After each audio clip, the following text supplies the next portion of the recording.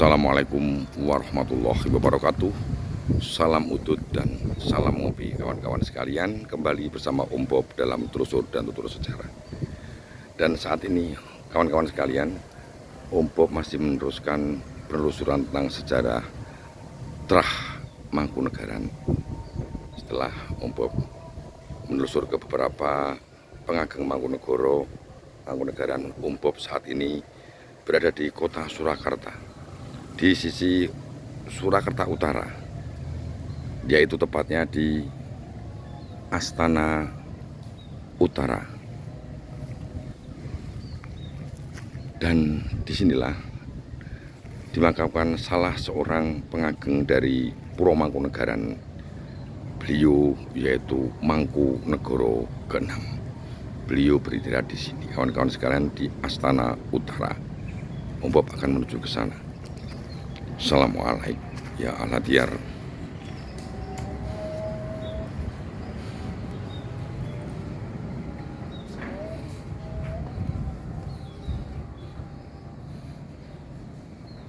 Inilah komplek Astana Utara. Ini khusus untuk pemakaman daripada keluarga besar Mangkunegara ke-6. Ini Mangkunegara bersama seluruh putra wayah dan kerabat beliau.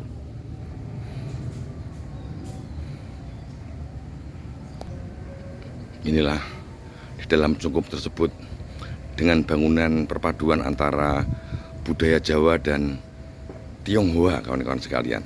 Ornamennya nih kelihatannya Tionghoa ya. Indah sekali dan tenang dan tentram sekali di Astana Utara ini.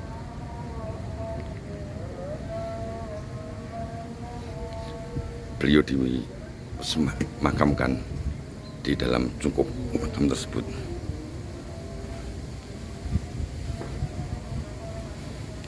Ini kanan kiri adalah makam dari garwa selir beliau Mangkunegara ke-6. Ada 5 garwa, kawan-kawan sekalian.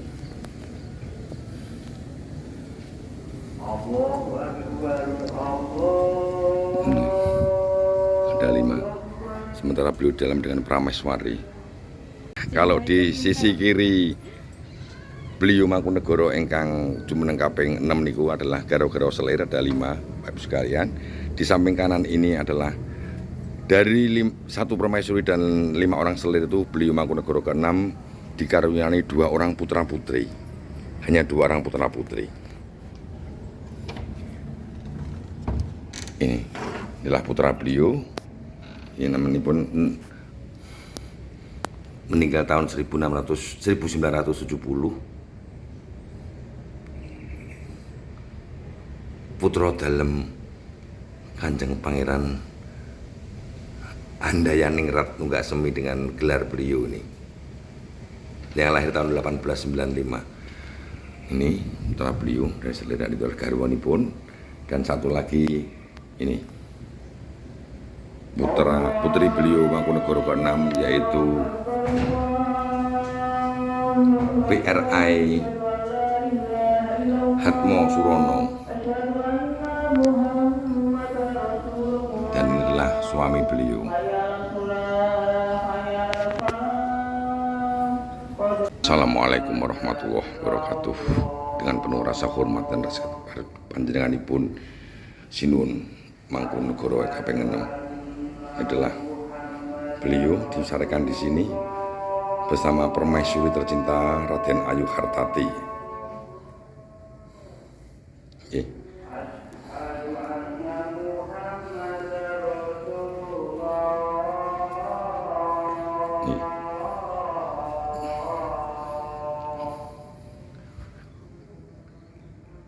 Garwa dalem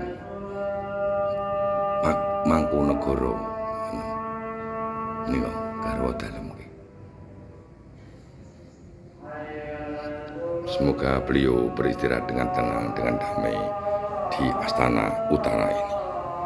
Baiklah kawan-kawan sekalian, dari Astana Utara Om Bob akan bertutur tangan sejarah beliau panjenenganipun Sinuwun Mangkunegara 6. Assalamualaikum warahmatullahi wabarakatuh. Salam udut dan salam ngopi kawan-kawan sekalian. Sugeng Sonten kembali bersama Om Bob dalam telusur dan tutur sejarah. Kawan-kawan sekalian, saat ini Om Bob masih melanjutkan penelusuran Om Bob berkaitan dengan sejarah khususnya Trah Mangkunegaran. Setelah Om Bob menelusuri beberapa leluhur-leluhur Mangkunegaran dari mulai Raden Mas Said atau Pangeran Sambernyowo, kemudian ke petilasan beliau di Selogiri, kemudian di Astana Mangadeg, bahkan sampai ke Madiun, leluhur-leluhur beliau. Karena di Madiun itu ada adipati-adipati, adipati ke-4 sampai ke-8 itu bergelar Adipati Mangkunegoro. Dan beliau adalah leluhur daripada Trah Mangkunegaran ini. Dan juga Om Bob telah ke Girilayu. Kawan-kawan sekalian, di dalam sejarah Mangkunegaran itu terdapat 2 astana tempat bersemayamnya atau dimakamkannya pengageng-pengageng atau penguasa-penguasa Trah Mangkunegaran. Ada 2 astana. Yang pertama adalah Astana Mangadeg di Mateseh, dan masih di Mateseh ada Astana Girilayu di Mateseh. Di Astana Mangadeg dimakamkan 3 pengageng Puro Mangkunegaran, yaitu Raden Mas Said atau Mangkunegoro I, kemudian Mangkunegoro II dan Mangkunegoro III.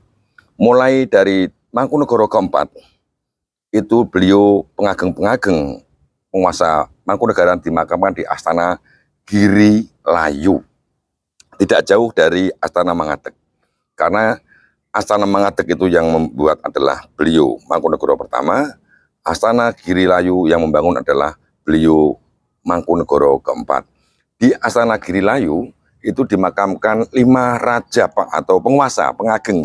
Kalau raja kurang tepat, karena memang bukan seorang raja tapi adalah Adipati Mijil, yaitu Mangkunegoro 4, Mangkunegoro 5, Mangkunegoro 7, Mangkunegoro 8, dan Mangkunegoro 9. Lah Mangkunegoro 6 di mana? Mengapa nggak dimakamkan di Girilayu atau Mangadeg? Dan kebetulan saat ini Om Bob berdiri dan alhamdulillah ditemani panjenenganipun Bude Yatmi. Ini beliau ini tidak mau kami sebut dengan gelar kebangsawanan beliau. Beliau adalah buyut mantu dari panjenenganipun Sinuwun Mangkunegoro ke-6 di Astana Utara.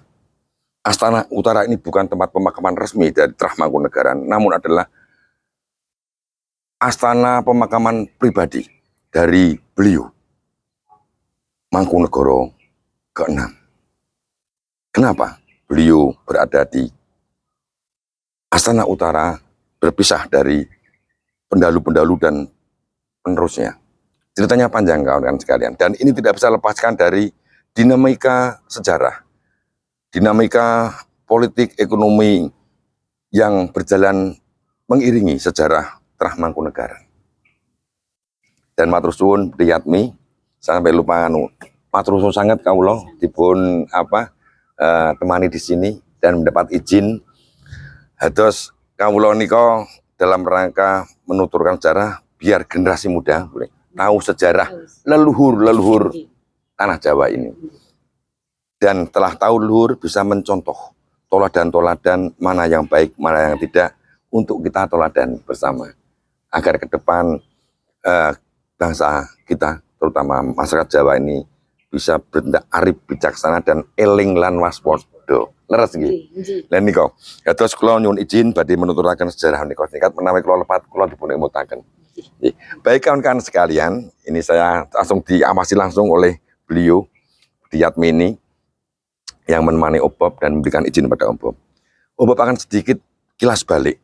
Kenapa latar belakang beliau ada di makaman di sini, dan beliau satu-satunya pengageng Mangkunegaran yang lengser bukan karena sedo, tapi mengundurkan diri. Menarik sekali. Mengapa beliau mengundurkan diri? Di tengah-tengah kejayaan usaha beliau untuk memulihkan kembali kewibawaan dan kemasyuran Mangkunegaran yang pernah jaya, yang pernah mengalami masa keemasan ketika dipimpin oleh Mangkunegoro keempat. Jadi Mangkunegaran itu dibangun dengan susah payah, dengan laku prihatin yang luar biasa dari Raden Mas Said atau Pangeran Sambernyowo, kemudian dilanjutkan Mangkunegoro kedua, ketiga, dan mencapai masa kejayaan di Mangkunegoro keempat. Di Mangkunegoro keempat ini mengalami kejayaan baik di sekitar sastra, budaya, ekonomi, pemerintahan, dan Mangkunegaran disegani mengalahkan saudara-saudara tuanya yaitu Kasunanan dan Kesultanan Yogyakarta. Beliau membangun beberapa pabrik gula, Colomadu, Tasikmadu, memperakasai berdirinya stasiun balapan untuk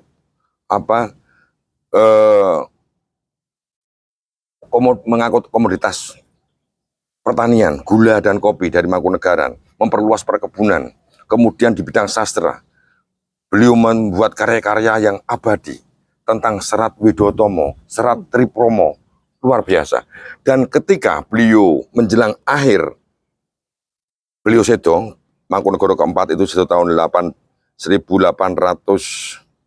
pinten boleh ingat, 1881. 1881 lahir niko 1811, sedo 1881. Yo soalnya 70 tahun. Lah kalau imut. Menjelang era meninggalnya Mangkunegoro keempat, terjadi krisis ekonomi global. Harga-harga komoditas di Eropa, gula, kopi anjlok. Ini berdampak kepada Mangkunegaran, sehingga beliau sedo itu tahun 1880, sedonya beliau Mangkunegoro keempat 1881, kemudian diganti dengan putra beliau, yaitu Raden Mas Sunita, atau bergelar Mangkunegoro keempat mungkin. Ini nanti di awal-awal beliau masih bisa eksis di tahun-tahun pertama, karena walaupun perekonomian Mangkunegaran itu merosot, tapi masih punya cadangan, tabungan itu tasik ada. Warisan dari Mangkunegoro keempat kepada Mangkunegoro kelima masih cukup untuk membiayai, namun tidak digunakan dengan bijak oleh Mangkunegoro keempat. Kelima, tidak ada inovasi dengan gaya hidup yang masih seperti dulu, tanpa disadari. Pengawasan terhadap bawahan-bawahan yang berkurang, sehingga pemerintahan tidak berjalan dengan baik, terjadi penyelewengan anggaran, hingga mengakibatkan Mangkunegoro kelima ini menggadaikan beberapa aset-aset Mangkunegaran kepada salah seorang pengusaha di Semarang, dan akhirnya nanti minta pinjaman kepada Hindia Belanda, dan pemerintah Hindia Belanda membuat Dewan Pengawas Keuangan dan aset-aset Mangkunegaran. Mangkunegaran kehilangan harkat martabatnya untuk mengatur rumah tangganya sendiri di Mangkunegoro kelima. Mangkunegoro kelima menjabat hanya sebentar, 15 tahun, karena beliau sedo muda, tahun 1041.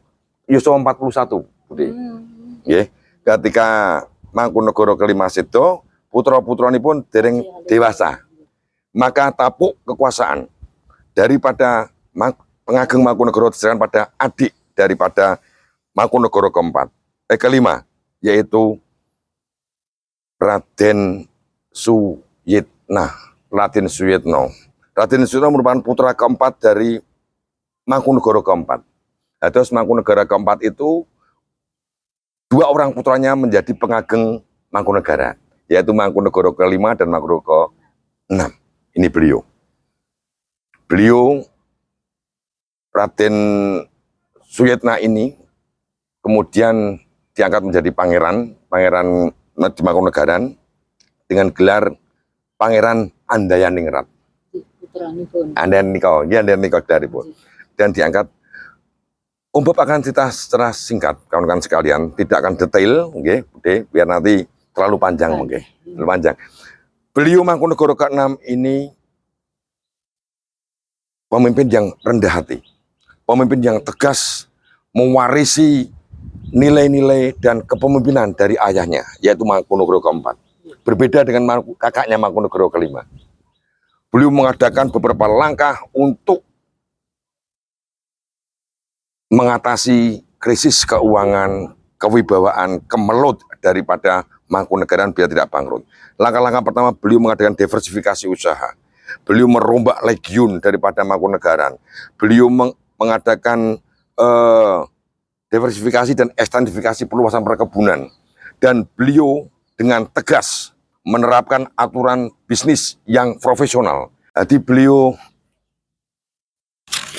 Mangkunegoro ke-6 ini menerapkan bisnis yang profesional, membedakan antara kekayaan kerajaan dengan kekayaan badan-badan usaha atau badan-badan usaha milik Mangkunegaran, antara perusahaan dengan kekayaan kerajaan dipisahkan.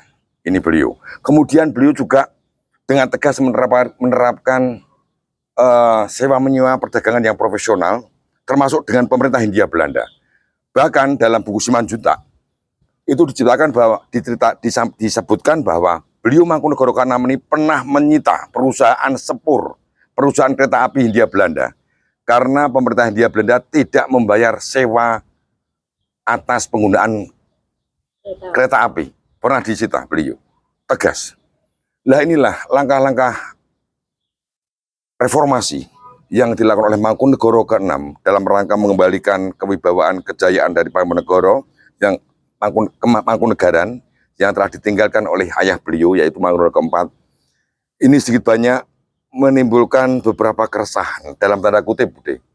Keresahan yang pertama adalah dari pihak Hindia Belanda, karena beliau Mangkunegoro ke-6 ini berani menentang kebijakan Hindia Belanda. Dan saat itu, kawan-kawan sekalian, ketika era Mangkunegoro ke-5, pemerintah kolonial Hindia Belanda membuat Dewan Pengawas Keuangan. Ini salah satu langkah reformasinya. Dan seluruh keuangan dan aset Mangkunegaran diawasi dan dilaporkan kepada Residen Hindia Belanda atau itu. Mulai Mangkunegoro ke-6 dihapuskan, berani bahwa Mangkunegoro tidak harus melaporkan semua aktivitas atau termasuk bisnisnya kepada Hindia Belanda. Ini langkah yang luar biasa. Beliau kemudian diversifikasi pertanian, tidak hanya gula, kopi, namun ada tembakau juga. Diluaskan tanahnya, dan sedikit demi sedikit beliau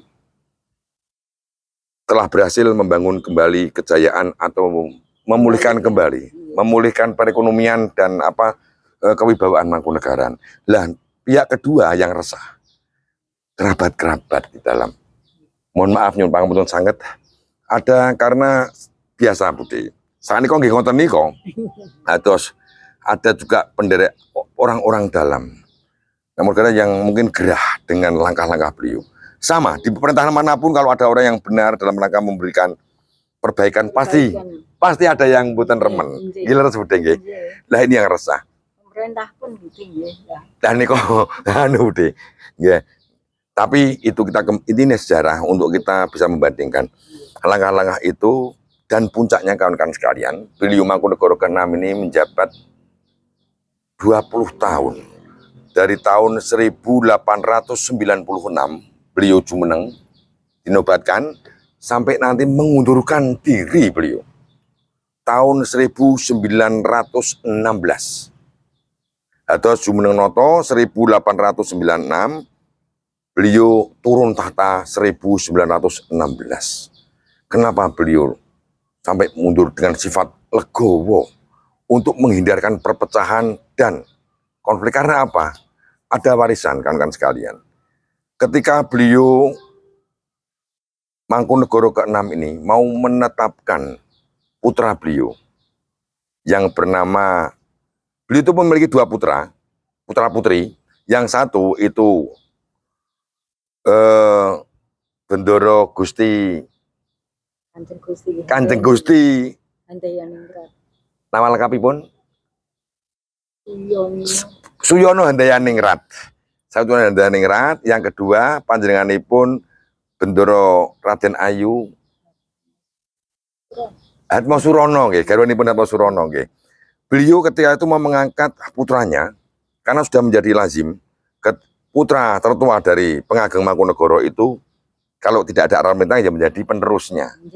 Nah, beliau itu mau menetapkan bahwa putra sulungnya ini akan diangkat menjadi Adipati Anom, Pangeran. Adipati Arya. Haryo, iku calon raja niku nggih. Nggih, nggih. Adipati Haryo. Nggih. Beliau diveto kawan-kawan sekalian. Diveto ditolak oleh pemerintah Hindia Belanda dan internal Mangkunegaran. Dengan berbagai alasan, salah satunya bahwa Gusti Raden Mas Suyono ini adalah putra selir. Putra selir tidak berhak menjadi raja. Ya, ini ada, itu hanya sedikit yang seperti itu, tapi lebih detailnya Om nggak tahu, nggak akan membahas itu.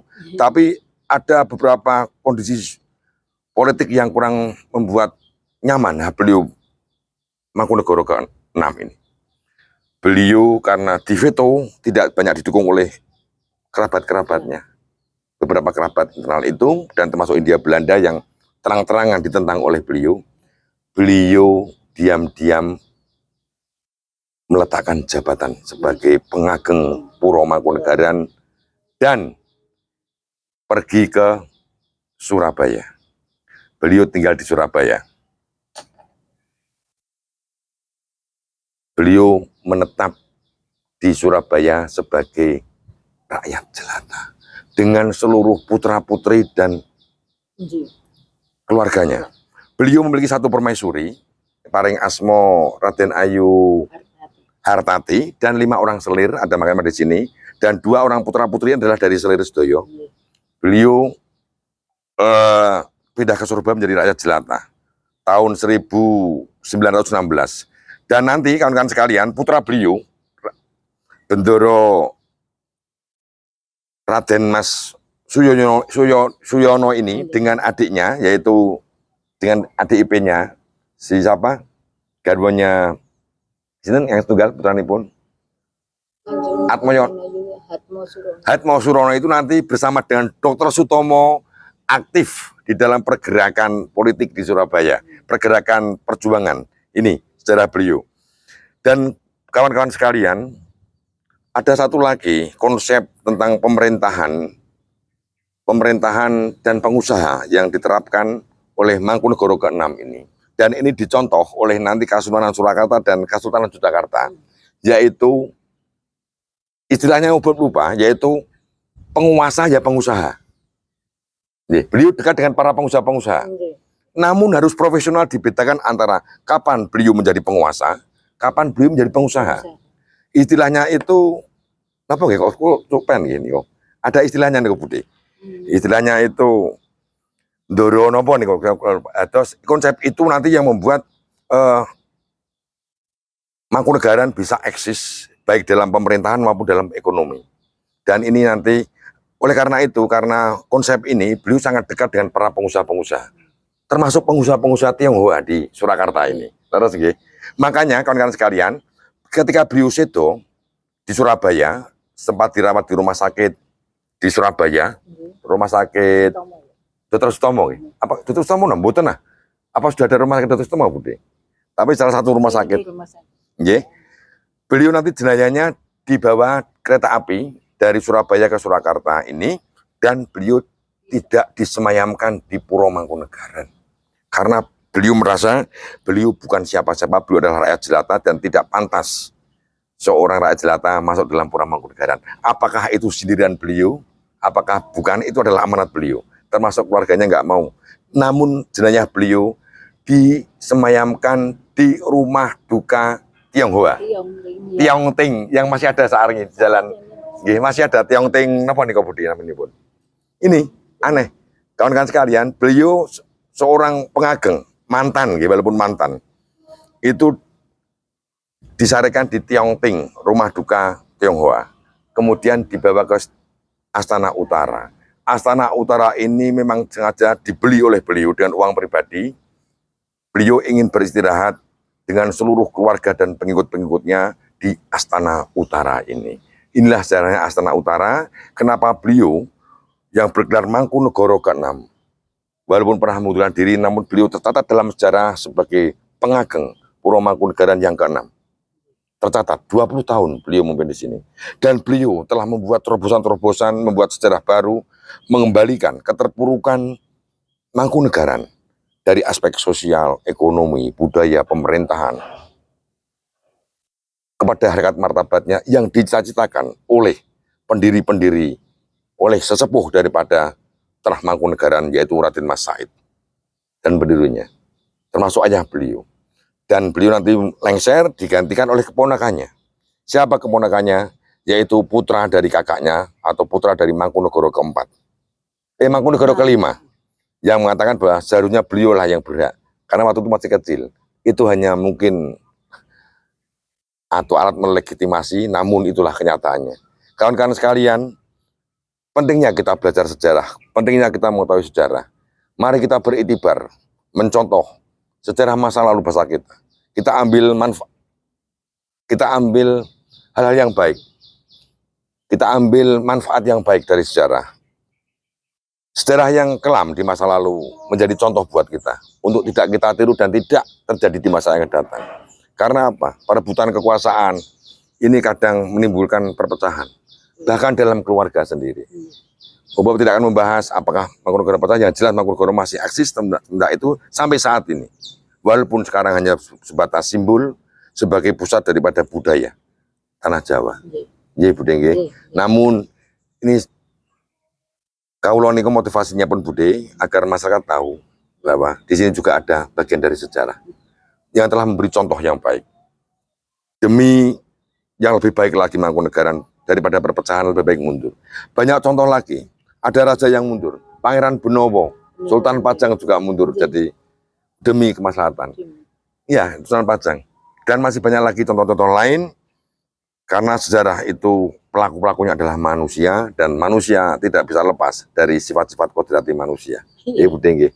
Itu kan sekalian, Bude, apa yang saya sampaikan ini hanya sebatas kecil, kulitnya saja untuk memancing masyarakat agar lebih mendalami sejarah. Kalau kawan-kawan pengen tahu tentang sejarah beliau, silakan baca. Banyak sekali buku-buku tentang sejarah Mangkunegaran. Ada babat nitik Mangkunegaran. Kemudian ada serat Pajumblangan apa? Palembangan saya lupa. Wonten Mangkunegaran, babat Mangkunegaran niku babat napa nggih? Penambangan apa nggih? Jadi penambangan. Atau buku-buku literatur sejarah lainnya. Dari tadi Om Bob sebutkan dari Simanjuntak tadi. Kemudian babat Keraton Mataram juga dibahas. Itu kan sekalian, dan penelusuran Om Bob tentang Terah Mangkunegaran ini mungkin masih ada satu lagi, yaitu mbah buyutnya Mangkunegaran, mbah buyutnya beliau, yaitu ayah dari Raden Mas Said yang bernama Raden Haryo Mangkunegoro. Haryo Mangkunegoro inilah putra sulung dari Sinuwun Amangkurat keempat yang kena fitnah. Sebetulnya dia menjadi raja Kasunanan atau Suro waktu itu, namun beliau difitnah oleh Patih Danurejo dan diasingkan di Ceylon, sedo di Ceylon. Terus sesepuh Mangkunegaran niku namipun Haryo kalau mangandani jenengan niku. Haryo Mangkunegoro. Haryo Mangkunegoro nanti gadah putra